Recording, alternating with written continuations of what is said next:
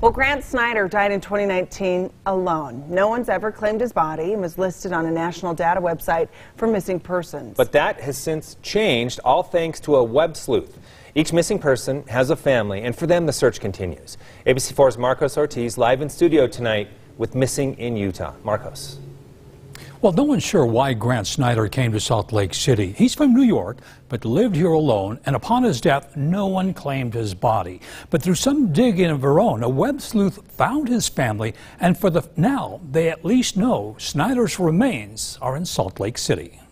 I was on the NamUs.gov website. I get on there often. NamUs is a government-run website for missing and unidentified people. But there's another tab that catches Julia Giddens' attention. And while I was on there, I noticed the tab for unclaimed deceased.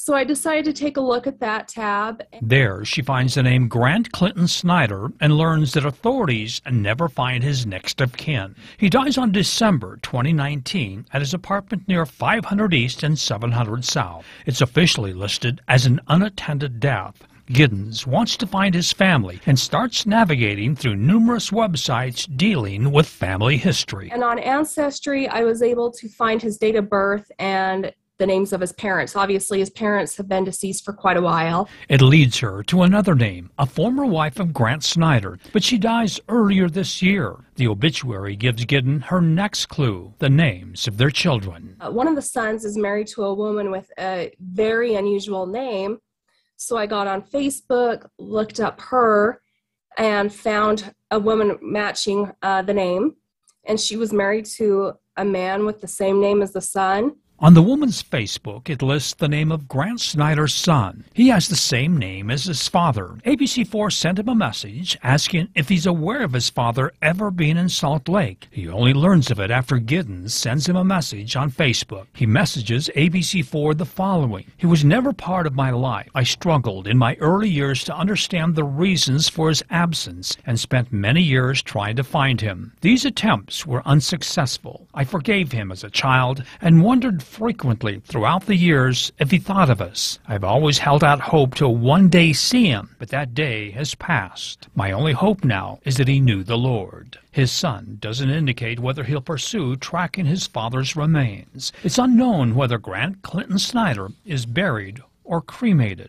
but for Giddens, she knows her work gives a family some closure.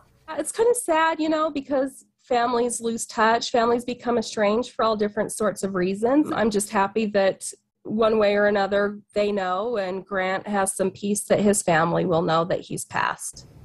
What great work by this woman.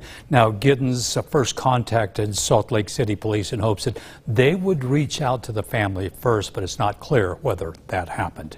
For Missing in Utah, Marcos Ortiz, ABC4 News.